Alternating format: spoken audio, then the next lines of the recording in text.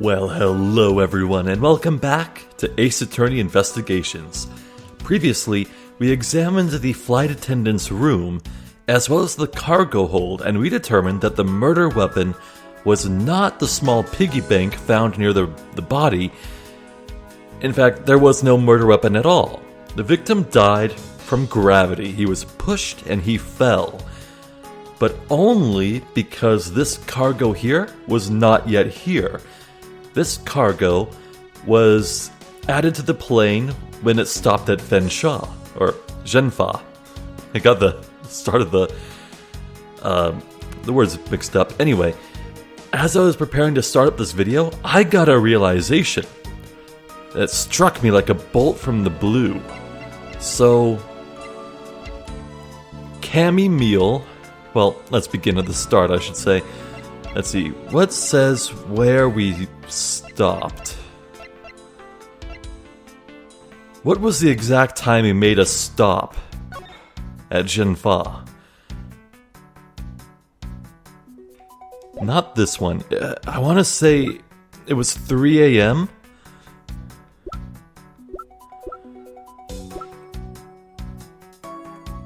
Okay, yeah. The cargo from Zhenfa was loaded on between 4 and 5 a.m. at the transfer point.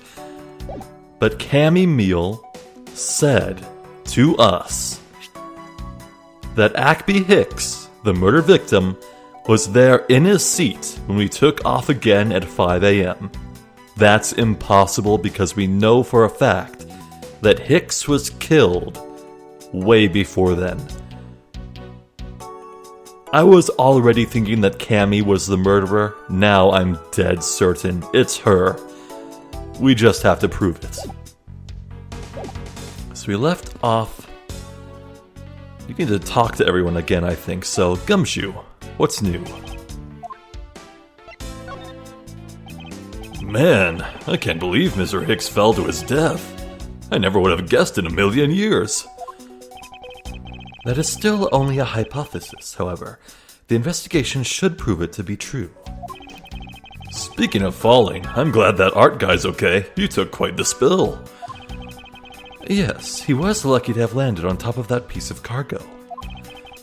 Yeah, I can just see it now. Passenger pays price for police foul-up. Did Prosecutor Edgeworth add fuel to the fire of the first murder with a second death? Yup. I'm willing to bet that it'd make the front page. That's not funny, Detective. It's funny to me. If I may have a word with you, Franziska. I don't think you have the time for idle chatter. You still need to prove to me that your hypothetical situation is, in fact, reality. Works for me. If you spot anything off, you come and tell me right away, okay, pal? Roger, sir. It's rather unusual for Gumshoe to be so directing. He must outrank this officer.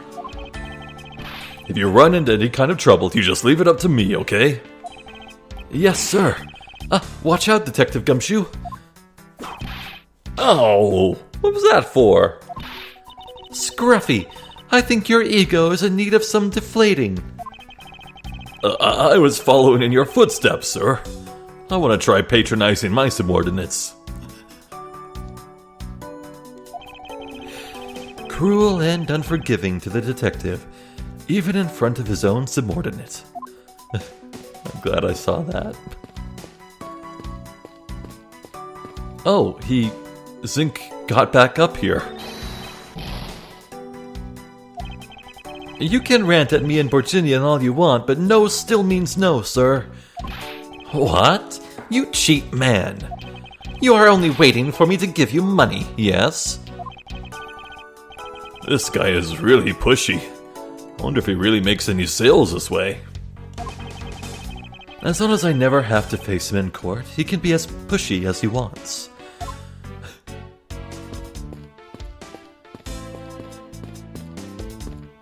So it's a matter of proving to Franziska, right? Keeping track of this many pieces of cargo must be very taxing on the cargo crew. Wait, we saw this. Oh, no, we didn't. This sure brings back memories when I worked as a part-time mover, sir. By the look in his eyes, he's waiting for me to ask about the rest of the story. But no matter how he pours on the puppy eyes, I have no intention of doing so. Gumshoe is pretty well built, I'll give him that.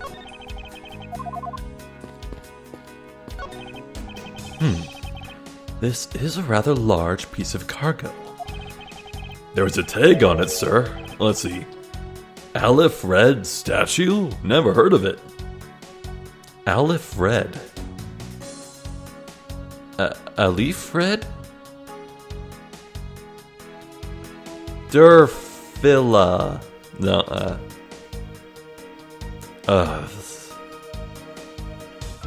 I can't tell if it's a pun or if it's just not a pun. Nor I, but all I care about is if we can prove it wasn't here at the time of the crime. Then let's get investigating, sir.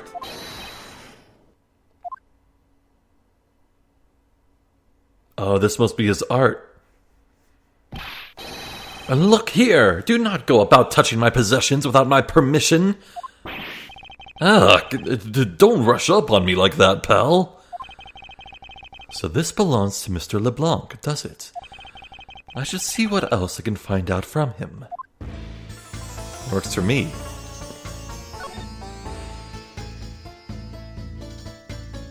I think... Okay, I forget if it was a YouTube comment that was left by one of you viewers or it was on my Discord channel, but I recall someone saying that Zinc LeBlanc looks like a racist caricature of a race that doesn't exist. And you know what? I see it.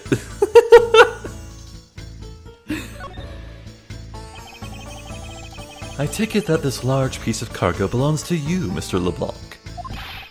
Of course it's mine. I shipped this fine piece of art from Europe. This Aleph Red statue is worth 10 million cents. No, maybe much, much more. 10 million cents? Isn't that like $100,000?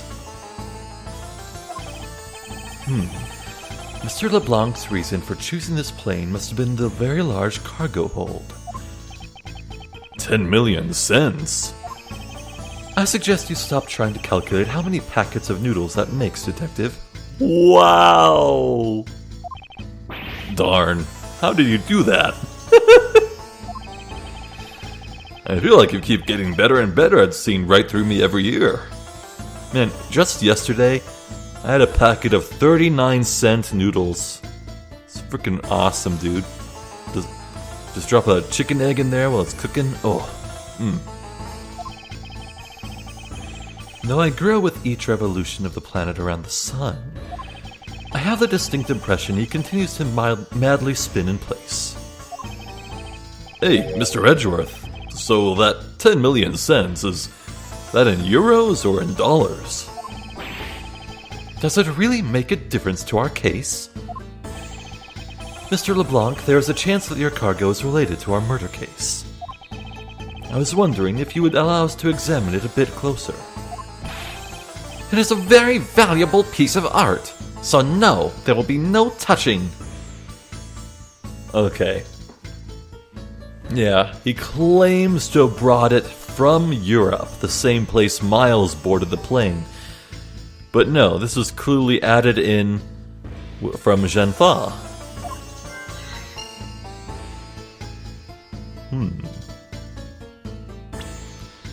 Well, meanwhile, can we ask him about some stuff?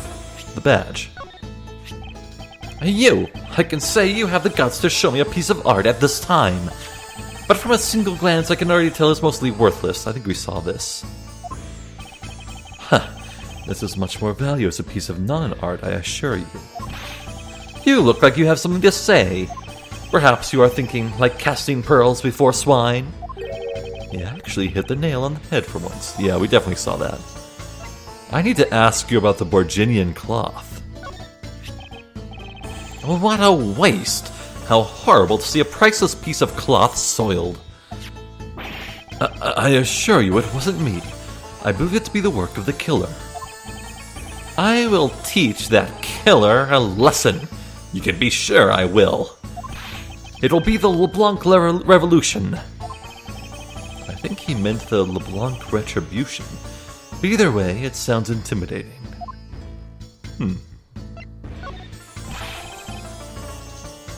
Okay. Wants me to pay him if he'll comment on this? Okay, how about the cargo from Genfa? Okay, nothing to say about that.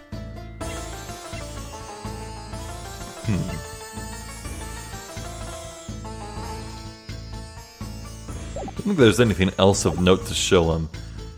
So, can we logic something new out? Let's see. Okay. Well... yeah. Smuggling.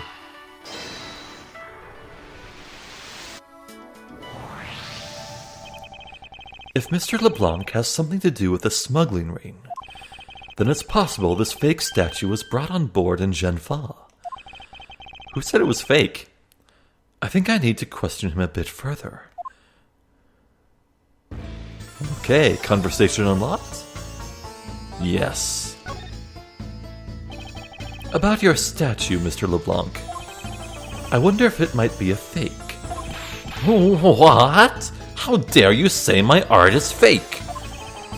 I suspect that your statue might be the target of an international smuggling ring. Don't say such fantastical things. Those thieves would not dare.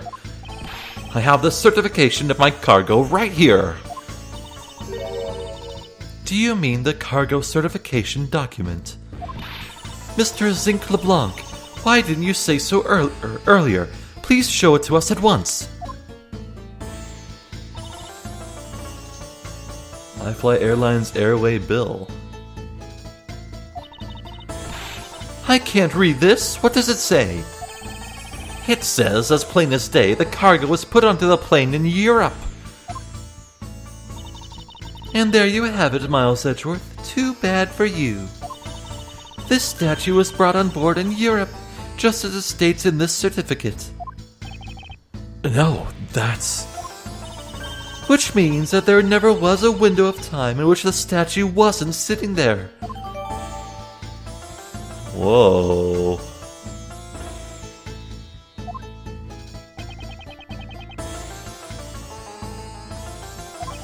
I respectfully disagree. We can't discount the theory until I see the statue for myself. Then you can have your wish. Look at it yourself and see I am right. Oh. Well. The plot thickens. Mr. Hicks was indeed going after the art. Though curiously, this statue's eyes are yellow here. Otherwise, it appears identical. This, I know I've seen this somewhere before. This is the Aleph Red? It gives off such a feeling of art, I can practically smell it. This statue has a high amount of historic value. After it was unveiled at a museum in Europe, I brought it to this country to exhibit it.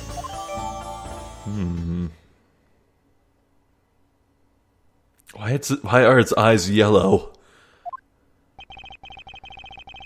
I believe a closer look is warranted here. Yes, sir. So chat, though. Hooey! I thought something smelled fishy in here. Turns out it's a smuggling ring. If a smuggling ring is involved in this case, then their target would most definitely be the most valuable piece of art. And that'd be the two statues on either side of the elevator, right, sir? I doubt those ghastly things are worth anything to anyone other than the person depicted.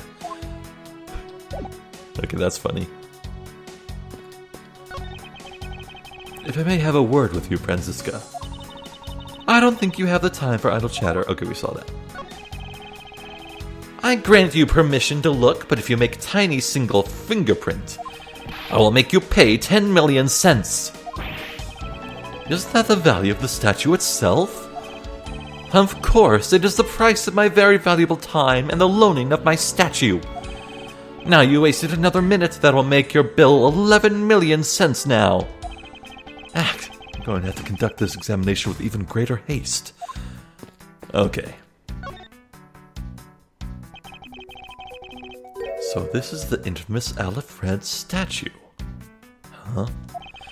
What is it, Mr. Edgeworth? Did you find something? There's something wrong with this picture. We should examine it in more detail. Okay. So we can look at the full thing. Oh. What is that? Oh, that's just one of the metal hooks to tie it down. I see. What's this? The statue looks like it's stepping all over its neighbor's cloth cover. Ah, there you go. It kind of resembles its owner's attitude in a sense, oh. You, what you said now? Further, my clothing's hem is not being stepped on by anyone. It is too expensive for me to allow that to happen. Please forgive the trespasses of my subordinate. Why should I forgive if the dress passes?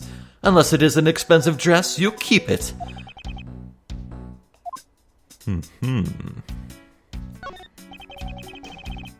So this is the Alfred statue.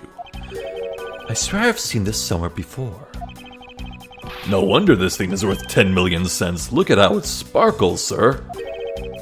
I wouldn't call it sparkling, detective. Maybe more along the lines of dully shining.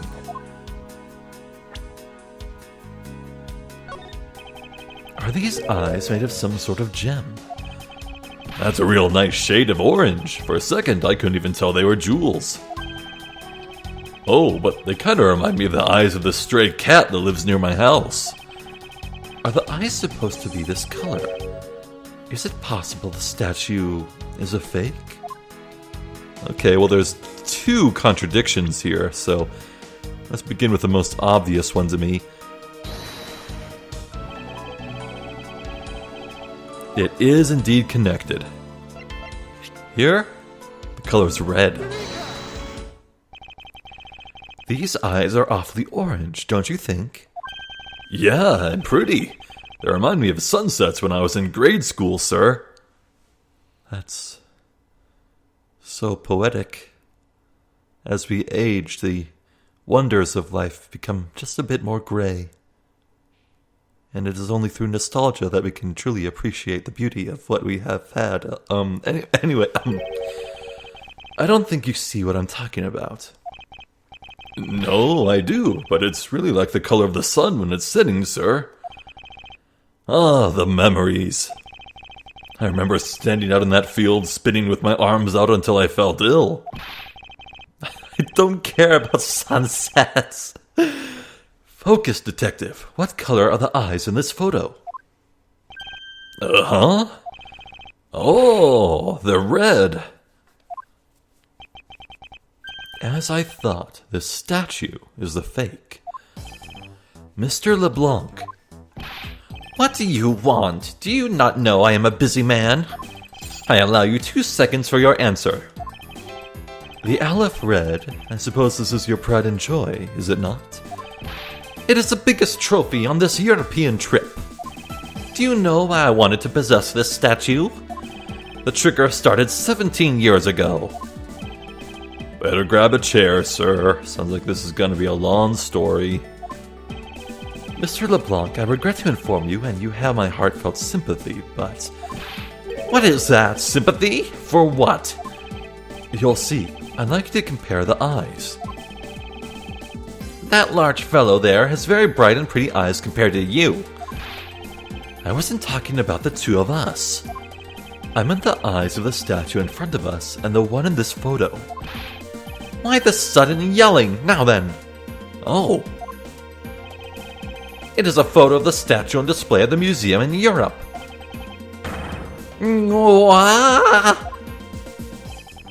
Now do you see, Mr. LeBlanc? The statue before us is a fake. Fake! I believe that even further examination will be required. Now that we have confirmed this is indeed a fake. Worst fake ever. There must be some sort of proof that this was brought on board in Geneva. And I'll present to you evidence that will resolve the remaining contradiction. Yes. The cloth here is being stepped on. It is indeed connected with our newest piece of evidence, the Alfred certificate. It's fake. I'm not entirely confident that there is contradiction here. What do you think, Detective? Wait, what? Well, I think it's really suspicious looking, sir. My well-trained gut tells me so. I see. Well then, I must be mistaken. How come when I answer confidently, you take that to mean we're off course, sir? How am I incorrect here? This tarp belongs to a crate with Geneva text on it. And this statue, which is claimed to have been loaded in Europe, is standing on the cloth, so... How does this note saying that it was loaded onto Europe not contradict this proof? What's this? Yeah, we saw this.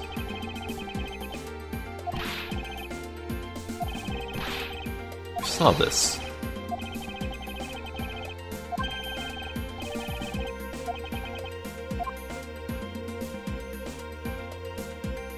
What?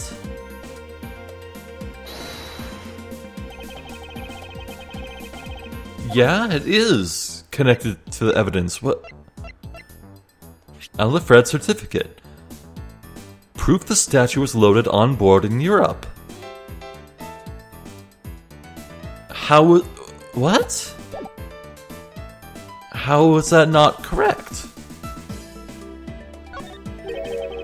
What have we here? It says Geneva Express on the cloth, sir. Something is tugging on the corner of my mind, as though something is out of place. Yes? Do we deduce here? Maybe? No, what? What the hell? Okay, well, so this Alfred is a fake. That art dealer isn't looking too happy about it either, sir. I will get to the bottom of this for his sake as well as mine.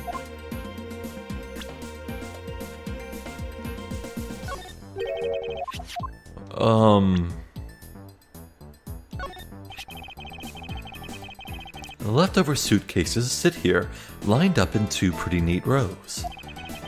Too bad for Miss Tenero, but the design is unmarketable. Oh, why don't they sell them in the airport and have a bargain basement sale? Buy one, get one free. If you win the raffle, you get one more for free. How about those ideas, sir?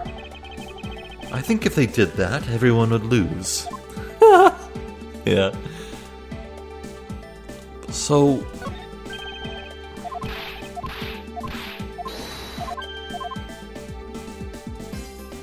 I genuinely don't understand why it didn't work.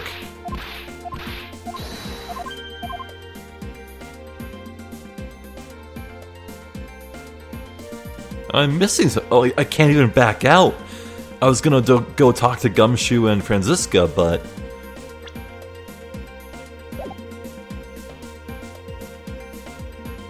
Okay, is there something else I can do?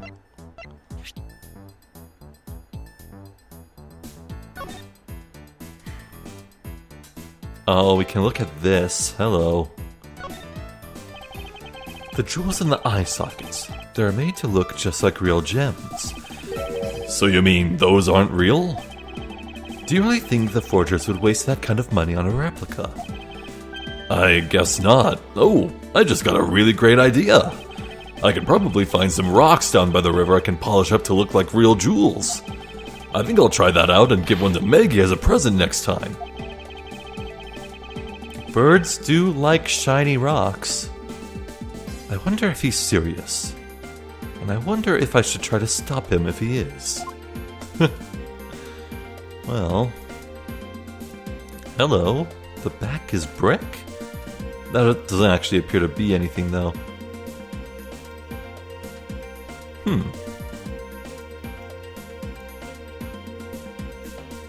Well, there doesn't seem to be anything else of note on the actual statue.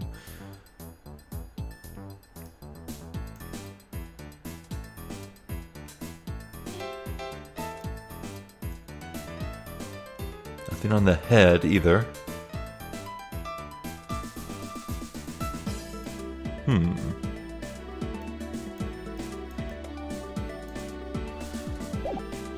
Well...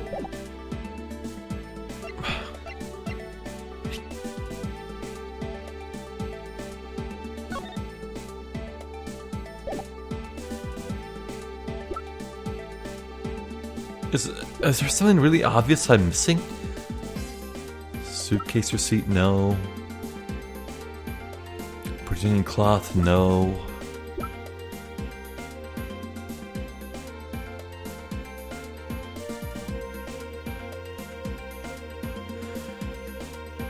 Do we show the testimony here on the cloth? Oh.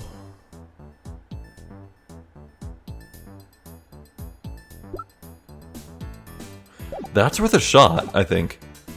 Okay, well, try Miss Mio's testimony here. This one.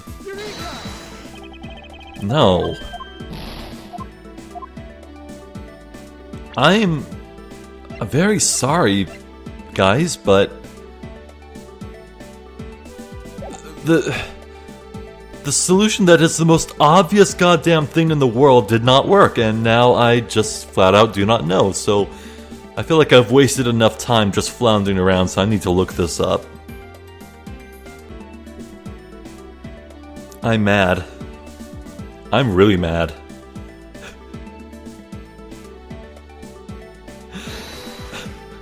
You notice how... Okay, so...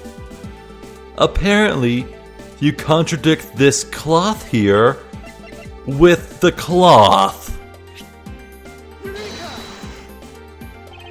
You contradict it with itself. What the fuck? God. Okay.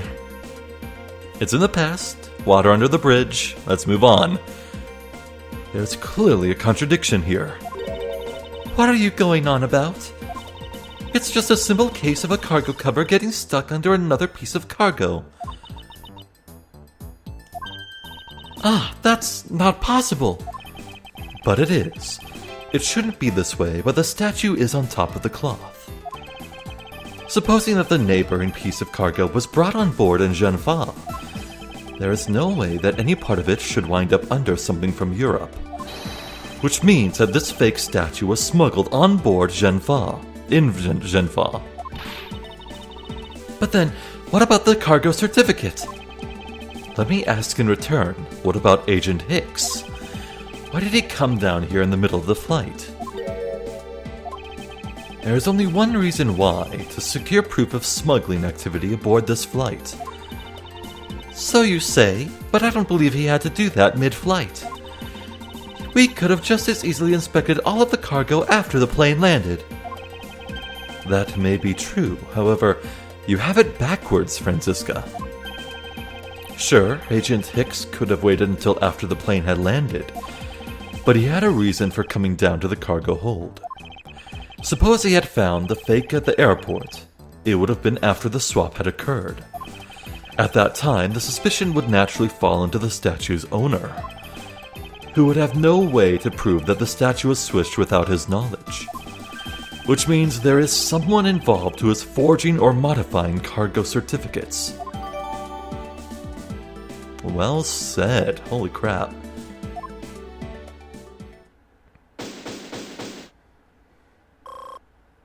Good, a heel. I guess the victim knew the real version of this was gonna get nabbed, huh?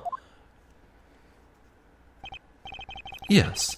While this photo could be seen as nothing more than a simple souvenir, it was in fact taken to be used as a reference document later on. Next, Agent Hicks had to secure proof that the smuggling had taken place. He came down here to take a picture of the cargo hold. A rather empty one at that, right before the fake statue could be loaded on board.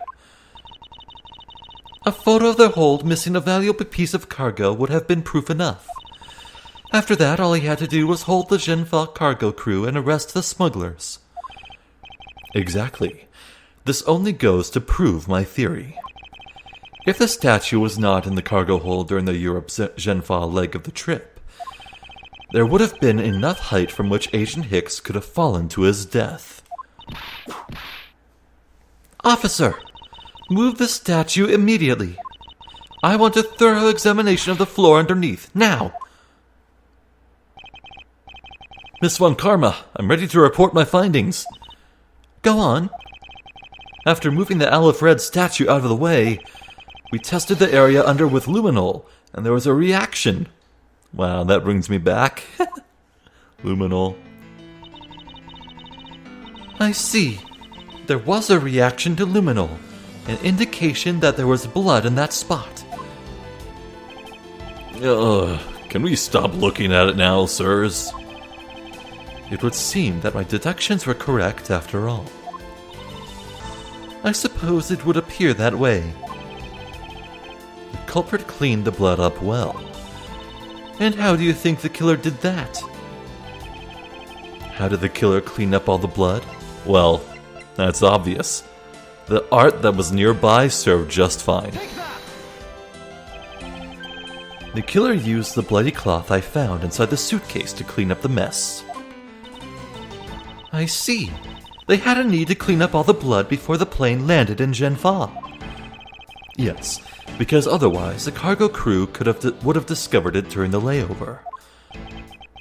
So you guys are saying that the murder happened before the plane landed in Genfa? There is no other conceivable timeline for the events of the murder. But if that is true, then that throws a certain person's testimony into doubt.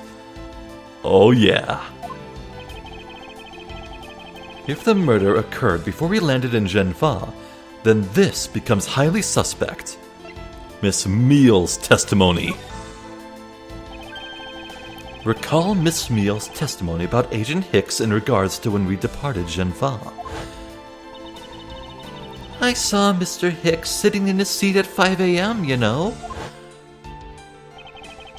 She claims Agent Hicks was alive at the time of the service calls, but that totally contradicts the facts, sir. But why would she lie about something like that? I think the only person who can answer that is Miss Meal herself. To be continued.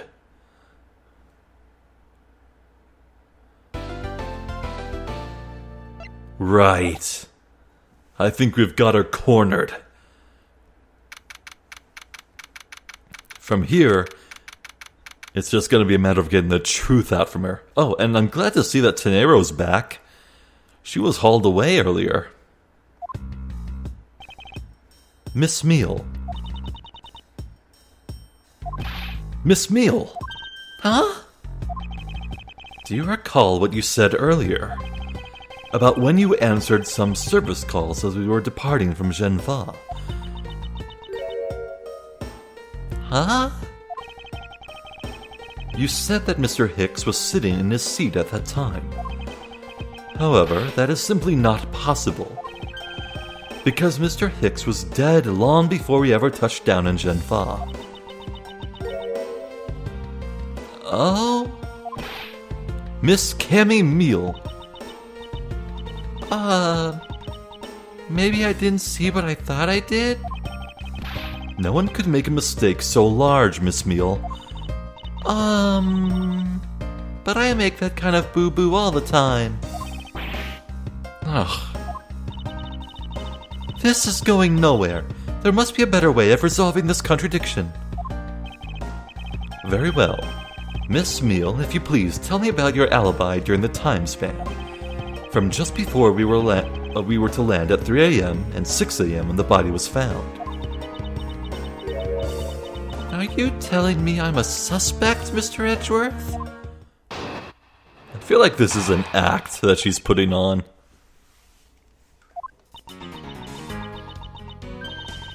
Yeah. Yeah. From 3 to 4, I was, in the flight attendant's room all by my lonesome self. Yeah. And from 5 to 6, I was, in the flight attendant's room all by my lonesome self. How is a man supposed to react to a testimony like that? That might actually be the weirdest testimony in the entire franchise, and that is actually saying a lot. Miss Meal, wake up. Ah!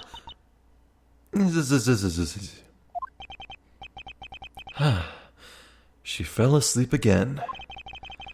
It looks like the only way that I'm going to be able to wake her up is by pressing her.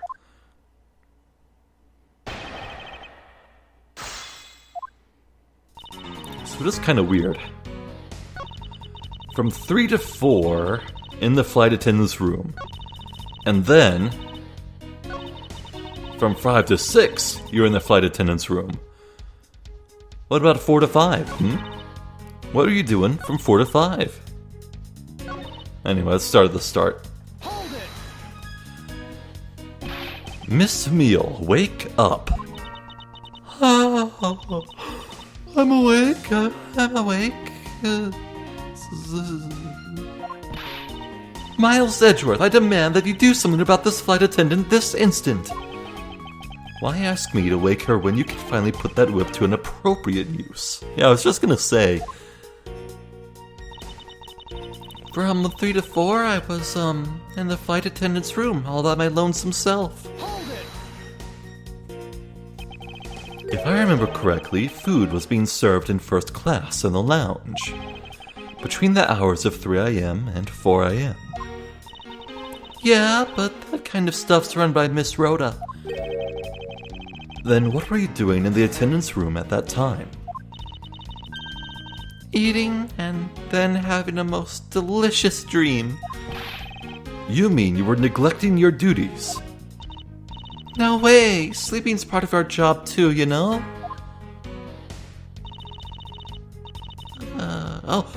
Yeah. Hold it. Miss Meal, how many times do I have to repeat myself? Wake up. I'm awake. I'm awake. Why him? Youch! What did you whip me for, sir? Oh, what did I miss? A poor detective being on the receiving end of a lash in your stead. Really? Sorry about that. You can make amends for that by continuing with your testimony. And from 5 to 6, I was, in the flight attendant's room all by my lonesome self. Hold it. So you were alone the entire time, were you? Yeah, no one else even popped their head in to say hi. Oh, well I think a contradiction just popped in to say hi. What should I do? Should I raise an objection? 5 to 6. What was Rhoda's testimony again?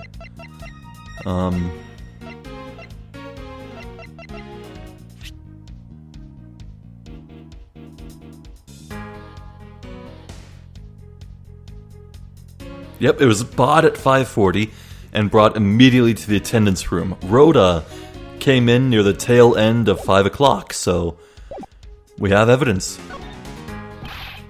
Miss Meal, there's a clear contradiction embedded in your testimony. Huh? What are you talking about? It's not possible that you were alone in the attendance room the whole time from 5 to 6 a.m. The suitcase receipt says otherwise. I wonder if you would be so kind as to take a look at this receipt, Miss Meal. Huh? A receipt? For what? It's for the suitcase Miss Tenero bought. Now, if I may direct your attention to the timestamp. As you can see, it clearly says 5:40 a.m., Miss Tenero. Yes? Huh? Why is the killer here? I thought you'd have her locked up by now. I requested that she be present as a witness so that we may straighten out your complex lie. Now then, Miss Tenero, between the hours of 5 and 6 a.m., you took a trip from first class down to the first floor in-flight shop, correct? Yes, I went to the shop to buy a suitcase. After which, I went straight to the attendant's room to drop it off. And did you see Miss Meal there at that time? No. So, Miss Meal, where were you really between the hours of 5 and 6 a.m.?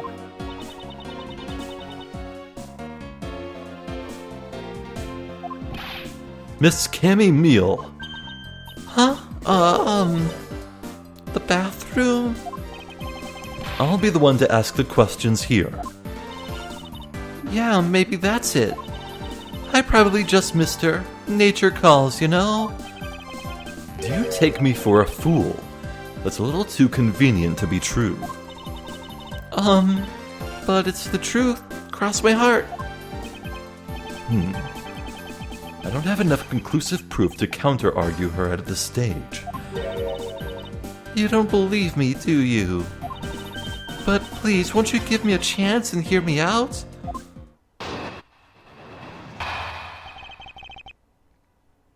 Reason for suspicion. Look, I know you're suspecting me because I'm the one of the crew, but you think then maybe you should also suspect Miss Rhoda, too. She's the one in charge of the elevator keycard and the shop, you know?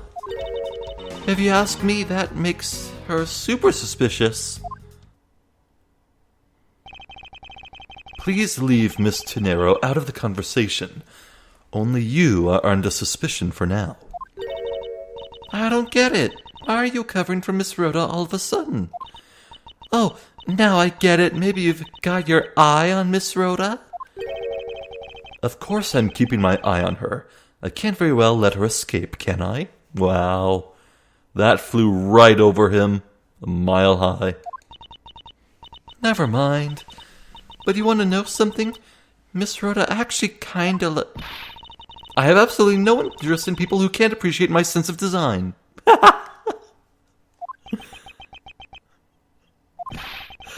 Now's not the time for this sort of talk.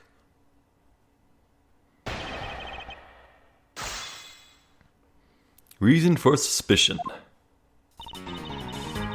Look, I know you're suspecting me because I'm the one of the crew. Hold it! No, it's not the only reason I have for suspecting you. Your statements regarding Mr. Hicks also turned out to be a bunch of lies. But say I wasn't an attendant. You wouldn't suspect me then, would you? Yes. I suppose that's true enough.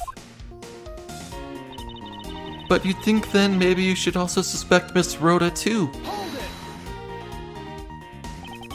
it! She is already being detained for further questioning. Or have you already forgotten? Oh, yeah, I guess I just forgot. Cammy, don't tell me you suspect me too. Sorry, can't help it. I mean, other than you, there's no one else who could have done it. I can't believe you would think that. I mean, me? A killer? Miss Meal, what did you mean just now by no one else who could have done it? She's the one in charge of the elevator keycard and the shop, you know? Hold it! And what are you in charge of, Miss Meal? I take care of the attendant's room. That doesn't count.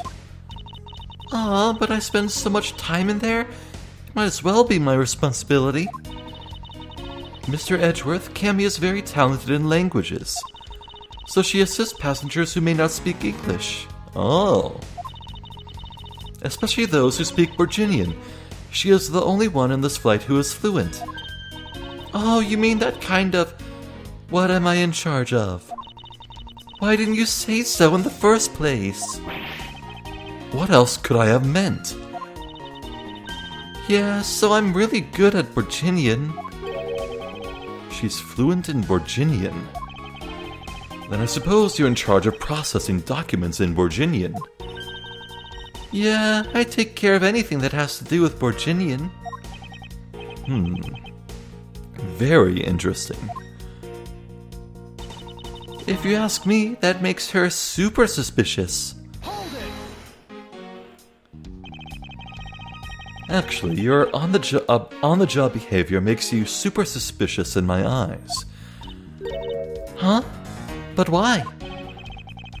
While Miss Tenero is busy with the passengers and all of her other duties, you have a lot of free time on your hands, thus providing you with an ample time to commit the crime. Objection!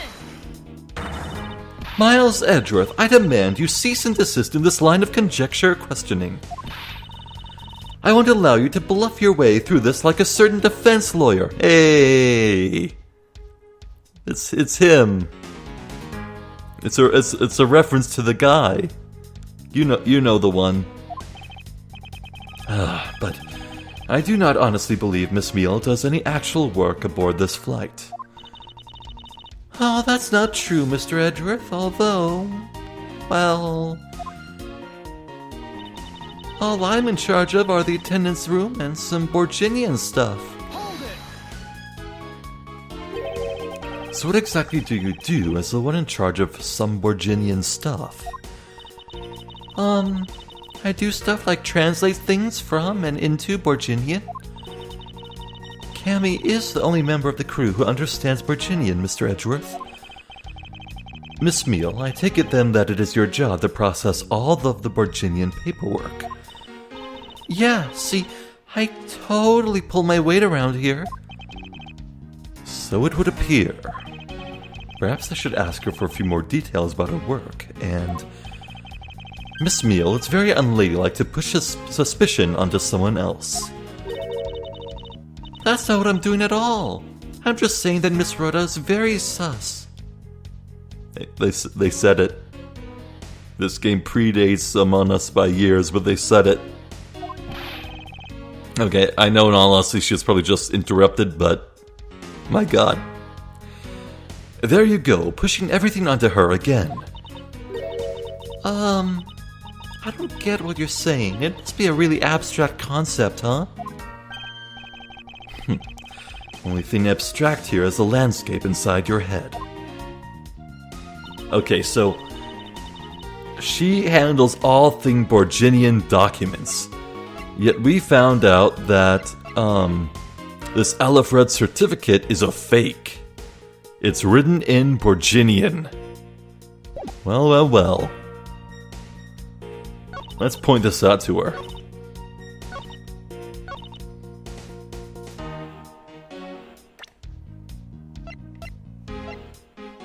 Objection!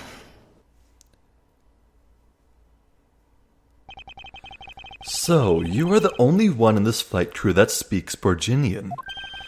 Is that correct? Yeah, I guess so. I studied abroad in Virginia for a while. If that is the case, then the signature on this document belongs to you, doesn't it? This is a falsified piece of documentation with only one purpose: to lead anyone who read it to believe that Mr. LeBlanc's statue was loaded in Europe. The only person who could have either prepared or processed this document in Borginian is you, Miss Meal.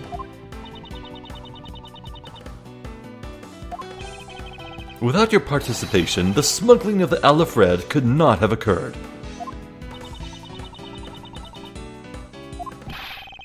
Don't sleep while I'm pointing my finger at you. Oh, I wouldn't dream of falling asleep on you, Mr. Edgeworth. Is she blowing bubbles? Also, her demeanor has completely changed. It is exactly as you say. Are you confessing to having participated in the smuggling? No, far from it. It's true that I was the one who signed off on that document. But you can't use that fact alone to make your allegation of smuggling stick. There is no direct correlation, after all. All you have is my signature on a piece of paper. Really? All you did was sign it? I neglected to check if the cargo had been loaded onto the plane properly. So, sorry about that. So, why bubbles? What? What? Why, though? Why are you doing that? It seems that she's finally woken up. This is going to be one tough fight. Suppose, and this is just a supposition, even if I was involved in the smuggling, you can't throw the charge of murder on me just like that. Objection! If you were involved in smuggling, you would have a strong motive to kill. Agent Hicks was in the middle of an investigation regarding a smuggling ring. And just when he was about to close in, he is killed by a member of that ring. Well, did you ever stop to think that maybe Rhoda is the smuggling ring member? After all, unlike me, Rhoda has access to many things on this plane for work purposes. Humph. So perhaps there is some element of a setup at play in this case. What are you talking about? Don't worry, I wasn't talking about you. I meant the killer. First, it was myself, and now it's Miss Tenero who is under the microscope. Seems to me that our killer is going to great lengths to pin this crime on anyone they can. You have no proof that Rhoda is being set up, or that she isn't. Actually, I believe that she was indeed the intended target from the very beginning. I believe that the plan was to push all of the blame for the crime onto her. And this evidence will prove my suspicions. This proves that the killer was out to frame Miss Tenero from the very beginning. The iFly piggy bank. I think it was her. It was this. Take that! Oh, maybe not. That's too vague. Are you sleep presenting or something, Mr. Edgeworth? No, as you can plainly see, I am wide awake. Then I'm afraid you failed. You were making so little sense that I thought maybe you were asleep. Talk about a Dr. Sleepy Mrs. Hyde-esque transformation.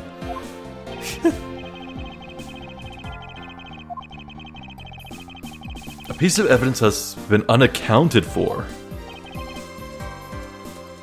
Something that's never come up? A missing cell phone? The suitcase, maybe. It was found inside.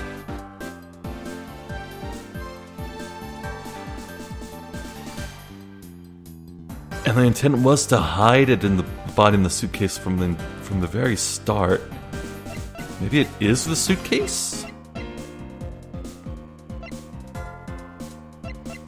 It's not the travel wallet, is it? No, it's too random.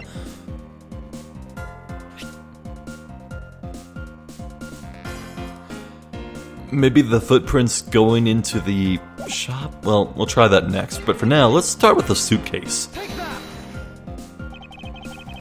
The killer could have hidden the body anywhere, and yet they chose the suitcase. Why is that? Or perhaps it was to move the body up from the lower deck to the first floor. However, why go through the trouble to do so? The only way all of these actions could make sense is if the killer had wanted to frame Miss Tenero for the murder. Miss Tenero buys a suitcase on every flight she works without fail. But should her suitcase be switched with the one containing the victim's body, that would put her in a very tight spot. Unfortunately for the killer, the turbulence put an end to that plan. Humph. There wasn't enough time to put the body back into the suitcase. Ergo, they made do with whoever was at hand, adapted their plan, and tried to frame me as I lay unconscious on the floor from the turbulence.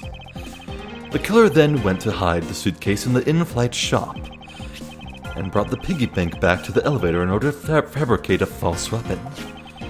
A lot of work for a fruitless endeavor, wouldn't you agree? Sounds like the killer had a tough time too, huh? I mean, why did the killer need to frame someone that badly anyway? That is because of the special circumstances surrounding this particular case. What special circumstance dictated the need for the killer to frame someone? Who the murder victim was. It was an Interpol agent. The killer was at a loss of what to do with Agent Hicks's body. But as it just so happened, there was a bunch of empty suitcases nearby. Being a skinny man, the killer thought to put his body in the suitcase and hand it off. Oh, okay, well, no. No, that's not what I said. You've wrongly deduced my meaning, Miss Mule. The one with the wrong deductions is you. Think before you speak again. I was a bit fast to the draw, wasn't I?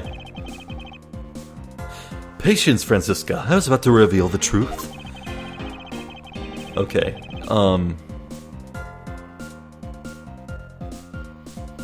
It was when the murder took place. They were very close to touching down in Genfa. The murder took place before the movie was scheduled to go on. Around that time, almost all of the passengers had returned to their seats. Therefore, the killer had to choose someone who was not at their seat to frame. Wait. Yeah. Well, I thought it best to start from there. Yeah, whatever.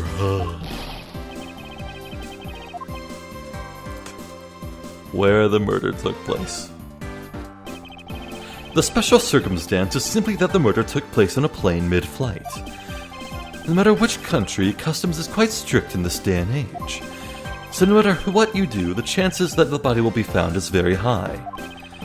Therefore, there was no choice but to frame either Miss Tenero or myself. In other words, the only one who fits within the boundaries of the criminal's movements is not Miss Tenero or myself, but you, Miss Cammy Meal. Only you and you alone could be the killer.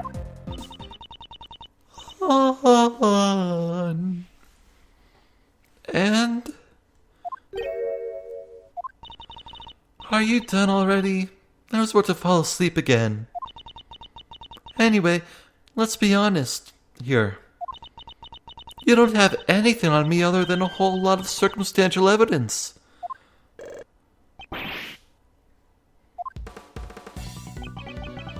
You can see the outline of how the murder occurred, but I have no definitive evidence. And isn't there a piece of evidence that's still unaccounted for? Seeing that I still can't quite fit into the big picture. Yeah, the missing cell phone. Where in the sweet hell has this gone? Take that! I don't have any actual evidence. I thought not. But that's because it went missing, and still is. Missing? What do you mean by that? In the complex puzzle that is this case, there was one piece I kept getting stuck on. Is it real? Can't take us higher, and that is the victim's cell phone. Francisca, you were waiting at the airport for a phone call from Agent Hicks's cell phone. Or at least that's what you told me. That's right. But Agent Hicks's cell phone could not be found at the crime scene. You mean the killer took the phone with them? Precisely. I suspect that if we were to find that phone, it would lead us to the killer. Come on, get serious. If the victim fell to his death from that height, wouldn't his phone break as well? It looked like a Nokia. We won't know that until we try a little experiment, will we? Franziska, I'd like to ask for your assistance. You know the victim's phone number, do you not? Of course I do.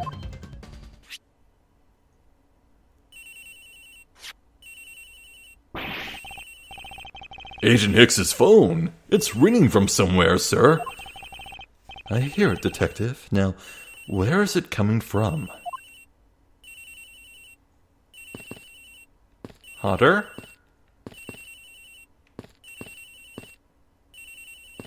Colder?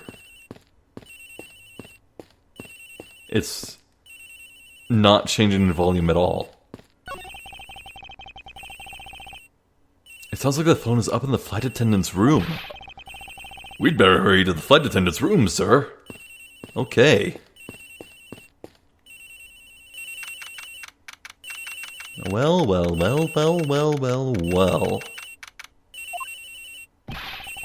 The ringing's coming from somewhere in here, sir.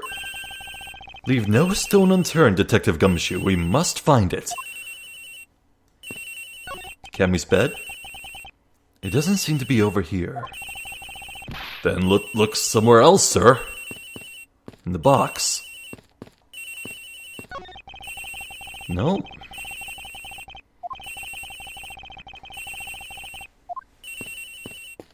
In the locker? The ringing is coming from somewhere around here. But it's not here, sir. Why do I have such a bad feeling about where we're going to find the phone? Oh no. I wonder if it might be inside this suitcase. I don't hear any sounds coming from inside, sir. I don't suppose the culprit would have been so dumb as to try the same trick twice. Well...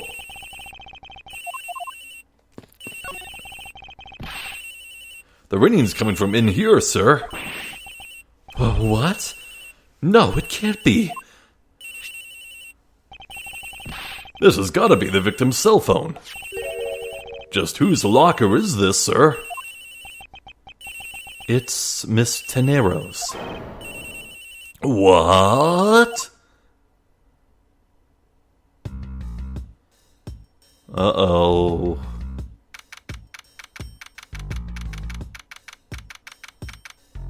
The day grows long, huh? Ah, jeez. Can I save and quit from here? Yeah, okay. Well, the plot thickens. I'm dead certain it's Cammy, but...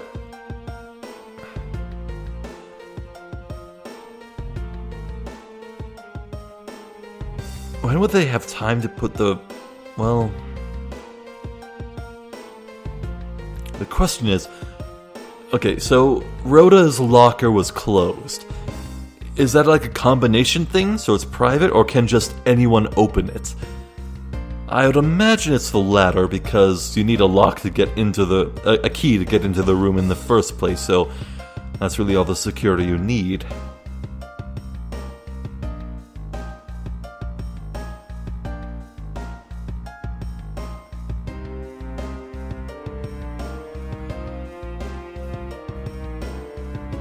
The cell phone was absolutely planted there, but God, is there like any evidence whatsoever that points to it being impossible that she could have done that? Maybe some specifics with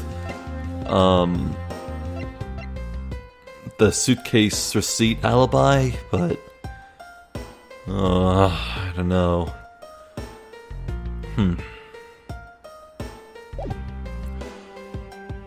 Well, one thing's for sure, I think that next time we'll probably wrap up this case. I feel like the end is nigh. It's probably just gonna be like one more conversation bit. So I quite imagine that next video will roll right along into case number 3. Very excited for that, because there's really just, again, no telling what it could possibly be. So, I'm hyped. I hope you are too. So, I'm Zephyr the Jester. This has been more Ace Attorney Investigations. Thank you for watching, and hopefully I'll catch you next time. So until then, please take care.